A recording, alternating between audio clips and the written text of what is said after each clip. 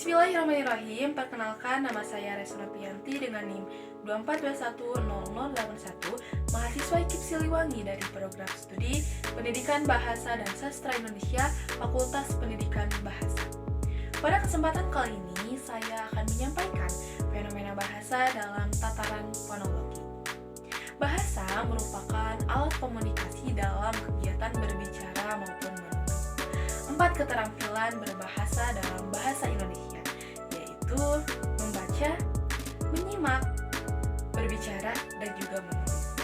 Berbicara menjadi faktor yang sangat penting dalam berkomunikasi, sehingga seorang pembicara harus dapat menyampaikan isi pembicaraan dengan baik dan benar, sesuai dengan kaidah bahasa Indonesia. Namun, dalam kehidupan sehari-hari, banyak kita jumpai fenomena bahasa dalam berbicara, seperti halnya anak yang cadel dalam berbicara, sehingga hal tersebut membuat ia terganggu dalam berkomunikasi. Lantas, ilmu bahasa hadir sebagai solusi terbaik untuk mengetahui melalui penelitian fenomena bahasa yang ada di masyarakat. Kemampuan berbicara tidak hanya diharuskan untuk orang dewasa saja. Bahkan, anak usia dini pun dituntut agar dapat berbicara dengan baik dan benar, sehingga orang tua mempunyai peran yang sangat penting terhadap pertumbuhan bahasa anak.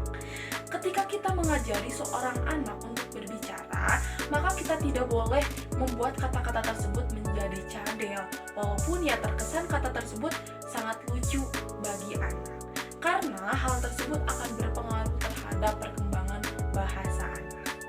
Berdasarkan ilmu bahasa, jika kita menemukan seseorang mengalami masalah dalam berbicara seperti halnya bunyi, maka hal tersebut termasuk ke dalam fenomena bahasa dalam tataran fonologi, yaitu cabang ilmu linguistik. Fonologi berasal dari kata fon yang berarti bunyi dan logos yang berarti ilmu. Jadi, fonologi adalah ilmu yang mengkaji tentang bunyi. Bunyi yang dimaksud adalah bunyi bahasa. Bunyi bahasa adalah bunyi yang dihasilkan oleh alat ucap manusia atau disebut juga dengan organ artikulatoris. Seringkali kita jumpai seorang anak yang mengalami kesulitan dalam berbicara, sehingga bahasa yang dihasilkan menjadi cadel. Fakta tentang anak yang cadel dalam berbicara, hal tersebut bukan disebabkan karena lidahnya yang pendek, tetapi hal tersebut disebabkan karena perbedaan panjang jaringan pada bagian lidah, yaitu frenulum linguae, yang menyebabkan seseorang mengalami kesulitan dalam mengucapkan huruf R. Namun, dalam ilmu bahasa, hal tersebut bukan menjadi suatu kekurangan, tetapi hal tersebut menjadi suatu kelebihan dan sangat menarik untuk diteliti. Seperti halnya penelitian yang saya angkat pada pembahasan kali ini, yaitu fenomena bahasa dalam tataran fonologi yang dialami oleh anak berusia 5 tahun. Dalam berkomunikasi nampak jelas bahwa anak tersebut mengalami kesulitan dalam mengucapkan huruf R. Contoh kata anggur, di mana ia tidak bisa mengeluarkan huruf R pada akhir kata tersebut. Namun, ia mengganti huruf R tersebut dengan huruf L, sehingga kata yang dihasilkan menjadi anggul. Anak yang mengalami kesulitan dalam mengucapkan huruf R dalam ilmu medis disebut dengan gangguan Rhodes-Shapiro, yaitu di mana hal tersebut sering dialami oleh umur balita hingga sekolah dasar. Gangguan tersebut membuat anak mengalami kesulitan dalam mengucapkan huruf R karena sulit meletakkan lidah dengan baik dan tidak mampu menggetarkannya saat pelafalan huruf R, sehingga terjelas seperti huruf L. Hal tersebut sangat mengganggu dalam berkomunikasi. Gangguan tersebut bukan merupakan suatu cacat yang berbahaya, tetapi banyak orang yang mencemoohnya karena terdengar sangat aneh.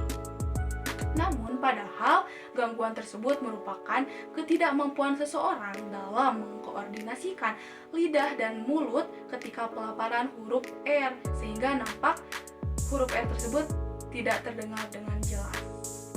Anak yang berbicara cadel terdengar sangat lucu.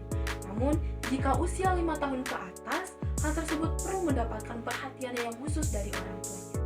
Bukan tidak mungkin, seorang anak yang mengalami kesulitan dalam mengucapkan huruf R dapat dapat disembuhkan dengan usaha yang maksimal dilakukan agar anak dapat tumbuh dengan menggunakan bahasa Indonesia dengan baik dan benar. Yang pertama, biasakan anak minum dengan sedotan. Gerakan mengisap dengan sedotan dapat melatih kekuatan motorik mulutnya. Kedua, ajak anak melakukan permainan yang dapat melatih kekuatan motorik mulutnya, seperti halnya permainan yang dapat menggunakan mulut, seperti meniup trompet dan juga meniup gelembung air sabun. Yang ketiga, ajarkan anak mengucapkan huruf yang sulit untuk diucapkan. Apabila langkah ini konsisten dilakukan secara tidak langsung, sedikit demi sedikit, anak yang mengalami kesulitan dalam mengucapkan huruf R dapat disembuhkan. Jika hal tersebut tidak berhasil dilakukan, maka orang tua harus membawanya ke tempat terapi bicara. Terapi ini akan memberikan hasil yang memuaskan jika memang cadel bukan merupakan suatu gangguan kesehatan dan suatu kelainan. Nah, mungkin sekian yang dapat saya sampaikan. Semoga bermanfaat. Wassalamualaikum warahmatullahi wabarakatuh.